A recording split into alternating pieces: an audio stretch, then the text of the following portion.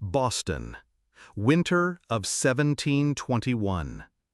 The streets are silent, except for the bells, funeral bells, tolling hour after hour.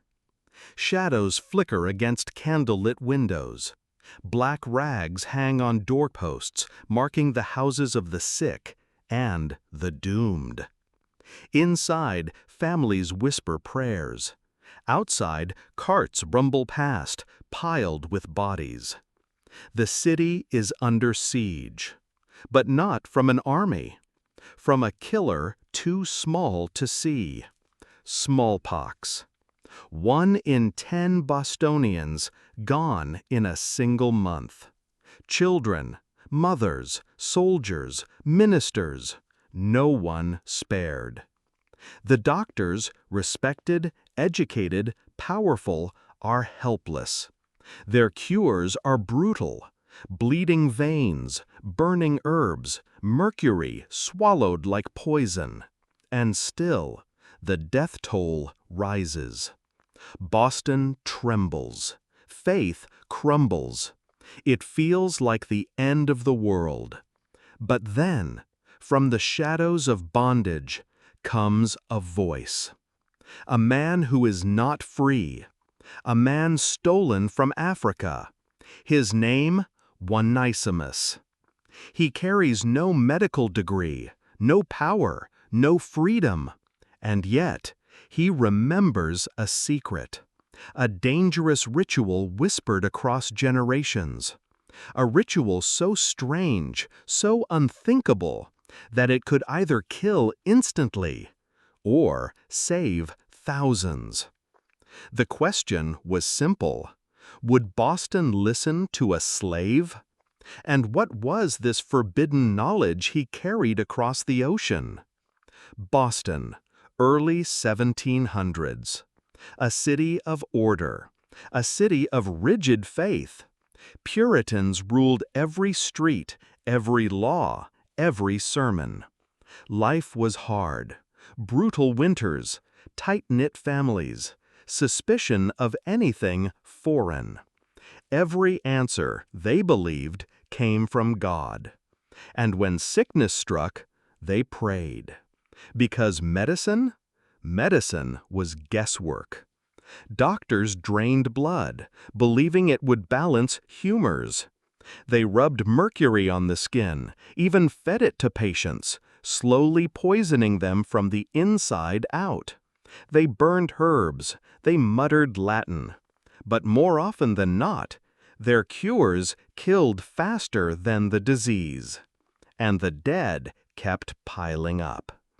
The people trusted only one man for guidance: Cotton Mather. Preacher, scholar, the voice of Boston's conscience. He thundered from the pulpit, calling down heaven's judgment and heaven's mercy. But even Mather, powerful, respected, was helpless against the invisible enemy ravaging his city.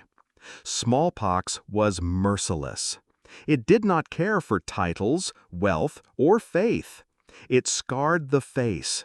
It blinded the eyes. It smothered the lungs until the victim gasped their last breath. Imagine the fear. Entire neighborhoods silenced. Families marking their homes with black rags, warning others not to enter. Parents forced to separate sick children from the healthy, praying they weren't saying their final goodbye. The city smelled of smoke and rot. And still, Boston waited. Waited for Europe's medicine, Europe's science, Europe's wisdom to deliver salvation. But none came. And here lies the cruel irony. While Boston's finest minds searched in vain, a man already lived among them. A man ripped from his home in Africa. A man who carried within him the memory of a practice older than Boston itself. Ignored, dismissed, enslaved. Yet within his story was a cure the city desperately needed.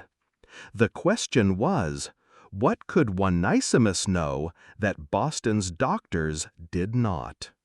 Your language stripped away, your freedom stolen, your very name owned by another. That was the life of Onesimus. In Boston, he belonged to Cotton Mather, the city's most powerful preacher. To others, he was invisible, property, a shadow in the household. But inside him, he carried something no one could see, a memory, a ritual, a secret passed down through generations in Africa. One day, as smallpox raged, he told Mather, there was another way. Not prayer, not bleeding, not mercury, something different, something shocking. Onesimus explained, take the pus from a person already infected. Scratch it into the skin of someone healthy. The sickness would come, but weaker. The body would fight, and when it was over, they would never fear smallpox again. Mather froze. It sounded like madness, like poison, like sorcery. Could this strange and dangerous practice really save lives? Or would it kill even faster than the disease? The weight of the city pressed down on him. Thousands dying, doctors powerless, families desperate. And now, an enslaved man was offering the answer. But who would believe it? Who would trust the word of a slave over the learned doctors of Europe? Mather now stood at a crossroads. Trust Onesimus, or let Boston keep dying? At first, Cotton Mather believed he had found salvation, a chance, a glimmer of hope in a city drowning in death. But when he opened his mouth, the storm began. The idea spread quickly. Boston whispered, gossiped, panicked. Not about the disease, but about the cure. The thought of injecting disease into the healthy was terrifying. Parents clutched their children tighter. Neighbors shook their heads in disgust. And then came the voices of authority, the newspapers. Columns dripped with venom. They mocked Mather, sneering at the heathen practice. They called it witchcraft, African sorcery, devil's work. The irony was sharp. This city, only a generation removed from the Salem witch trials, was still ready to burn ideas it didn't understand. Doctors rose next. Men with titles, men with degrees from London and Edinburgh, men who had never once listened to an enslaved African and never intended to start now. They scoffed. A Negro slave teaching medicine? Impossible. They laughed at the idea that wisdom could come from the chains of bondage. After all, how could a man considered property know more than the finest minds of Europe? The arrogance was staggering, but the fear was stronger. The city turned ugly. Parents wept at the thought of their children being poisoned. People gathered in the streets, spitting Mather's name like a curse. The church pews filled with sermons against him. Pastors thundered that this was a test from God, that meddling with disease was meddling with destiny. Better to die in purity than live by the devil's trick. And then anger exploded into violence. One night, shadows crept toward Mather's house. A glass bottle was hurled through the air. It shattered, fire licking across the wood. Mather's home was firebombed. The preacher who once commanded Boston's respect now lived under siege, hated by the very people he sought to save. Inside those burning walls, he had to ask himself, was Onesimus's secret worth all this? the mockery, the rage, the danger to his family's life. Outside, Boston roared with fury. The idea of inoculation teetered on the edge of collapse. And yet, behind the hatred, behind the fear, behind the smoke of his burning home, one truth remained. Smallpox was still killing. The bodies were still piling up. No other cure was coming. So the question was not whether Boston believed Onesimus's idea. The question was, could they afford to ignore it any longer? What would you risk to prove the impossible? For most of Boston, the answer was simple: nothing. They would rather cling to fear than trust the word of an enslaved man. But for one doctor, the stakes were too high to ignore. His name was Zabdiel Boylston, a surgeon, bold, stubborn, a man who believed in evidence, not whispers. And though he knew the city would condemn him, he listened to Onesimus.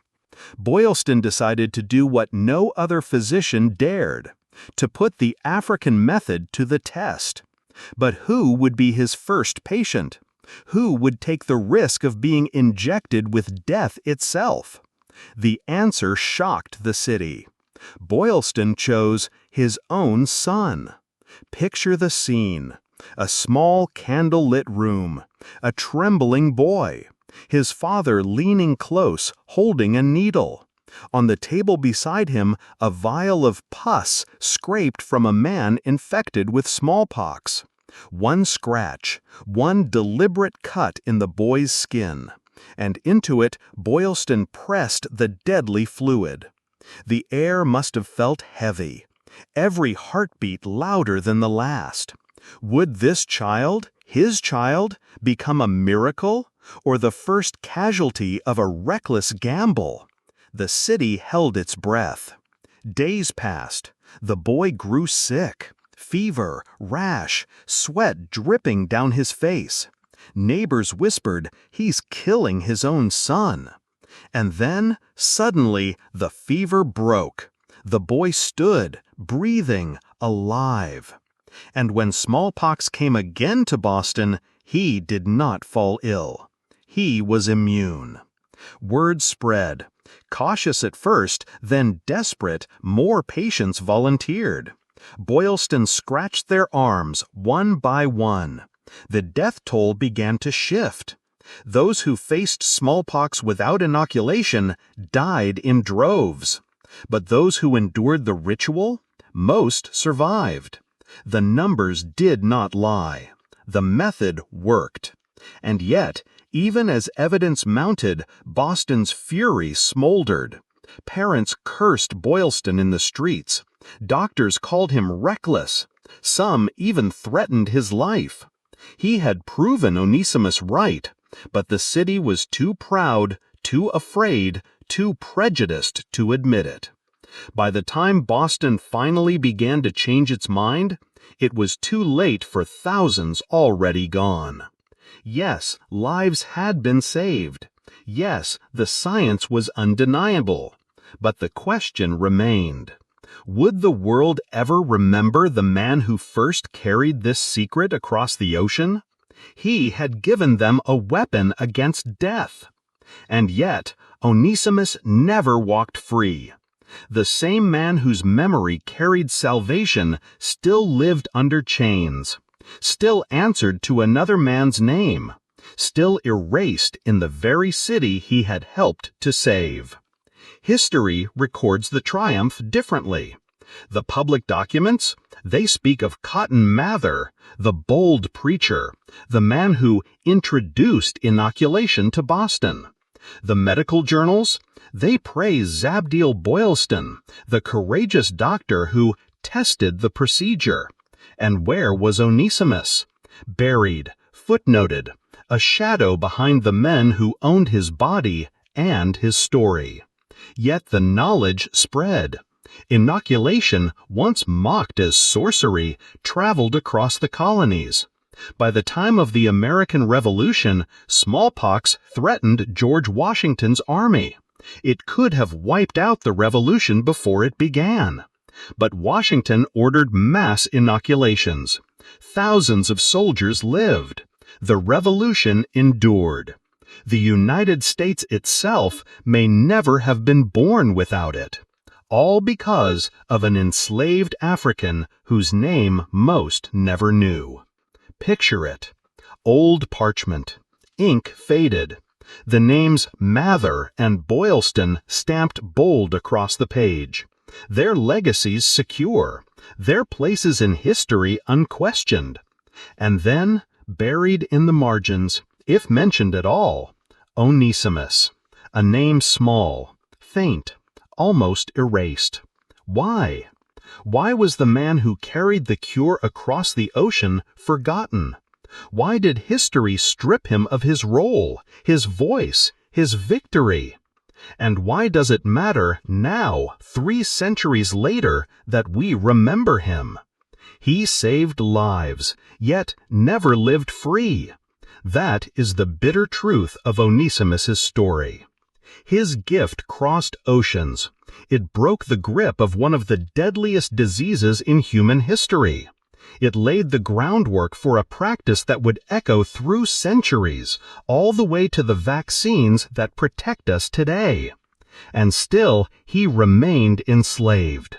His body owned, his name nearly erased. Why? Because knowledge is only celebrated when it comes from the right voice. And in Boston, in 1721, the voice of an African in chains was not one the world wanted to hear.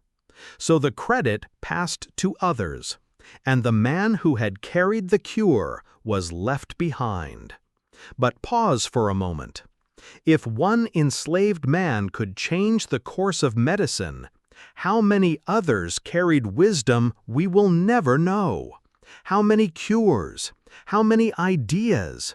How many revolutions of thought were buried under the weight of silence and chains? The loss is impossible to measure, and it should make us furious. And yet, the echoes remain. Even today, we see the same patterns. In global health, in debates over vaccines, in communities dismissed, their warnings ignored, their knowledge devalued, until it is too late. Fear still spreads faster than truth. Mistrust still shapes who is believed and who is silenced. Onesimus' story is not just about the past. It's about us, right now. Because if history could almost erase him, how many more remain unseen? Think about this. The cure that saved a city, that saved an army, that shaped a nation, did not come from Europe's finest doctors.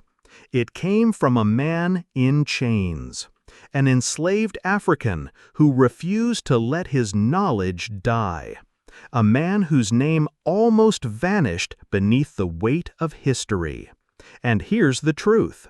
The next life-saving discovery may not come from a laboratory.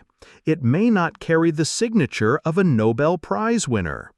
It may come from the margins, from the silenced, from the people the world ignores. Onesimus reminds us of something dangerous, something powerful. Genius knows no chains. Picture this.